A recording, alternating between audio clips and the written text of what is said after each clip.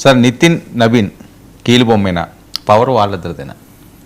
వాళ్ళిద్దరు అంటే మీరు అర్థం చేసుకోవచ్చు కదా. నితిన్ నవీన్ నిన్న అయినప్పుడు మనం నిన్న మాట్లాడాము, ఆర్ఎస్ఎస్ అనూహ్యమైన నిర్ణయాలు ఇదంతా కూడా. ఇందులో ఒక ముఖ్యమైనది ఏంటంటే political power is key to RSS. మనము స్ప్రెడ్ చేయాలి, ఏం కావాలన్నా మనకు రాజకీయ అధికారం ఉండాలి. రాజకీయ అధికారం ఉండాలంటే మోడీ, అమిత్ షా ఉండాల్సిందే. కాబట్టి నితిన్ నవీన్ అనే ఆయనకు స్వాగతం పలుకుతూ నిన్న ఆయన వచ్చి తీసుకుంటే మోదీ గారు ట్వీట్ పెట్టారు, అమిత్ షా కూడా ట్వీట్ పెట్టారు. తర్వాత అమిత్ షా ఆఫీస్కి వచ్చారు.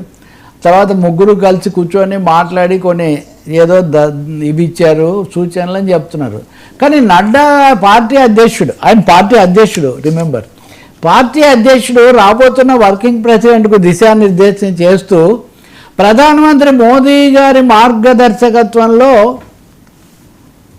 మీరు అన్ని విషయాలు చక్కగా చేసి ప్రభుత్వ విధానాలు వీటన్నిటిని కూడా మీరు బాగా ప్రచారం చేయాల్సి ఉంటుంది అని దిశానిర్దేశం చేస్తున్నారు. ఏమని అంటే ఈయనే ఆయన దిశానిర్దేశంలో ఉన్నారు.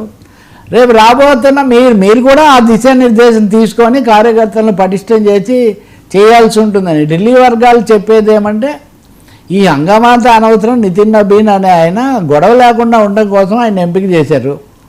ఒక విధంగా ఆయన అక్కడ వాళ్ళ చేతుల్లో చక్రం వాళ్ళు తిప్పి ఆడిస్తే ఆడే కీలుబొమ్మలాగా ఉండాల్సిందే. కానీ ఆయన వచ్చి ఇప్పుడు ఏదో నిర్ణయాత్మకంగా నిర్దేశించేటటువంటి పరిస్థితి మాత్రం ఏమీ ఉండదు. కనీసం వచ్చే ఎన్నికల వరకు పూర్తిగా మోదీ, అమిత్ షాలదే నడుస్తుంది. ఒకప్పుడు వాజ్పేయి, అద్వానీ వాళ్ళు నాయకులుగా ఉన్నప్పుడు అనేక మంది, వెంకయ్యనాయుడు గారు, కృష్ణమూర్తి, కృష్ణమూర్తి, లేకపోతే కొన్ని రోజులు మురళీ మనోహర్ జోషి, కొన్ని రోజులు మధ్యలో కొద్ది రోజులు బంగారు లక్ష్మణ్, అనేక మంది అధ్యక్షులు అయ్యారు.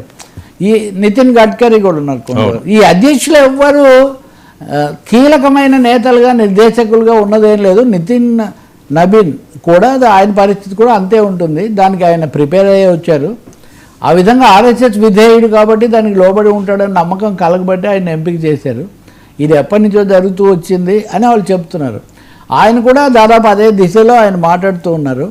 కాబట్టి we may not expect any dramatic, నాటకీయమైన వ్యక్తిగతమైనవేమీ మార్పులు ఉండకపోవచ్చనే అర్థమవుతుంది. సార్ ఉపాధి హామీపై వేటు, గాంధీ బదులు రామ్.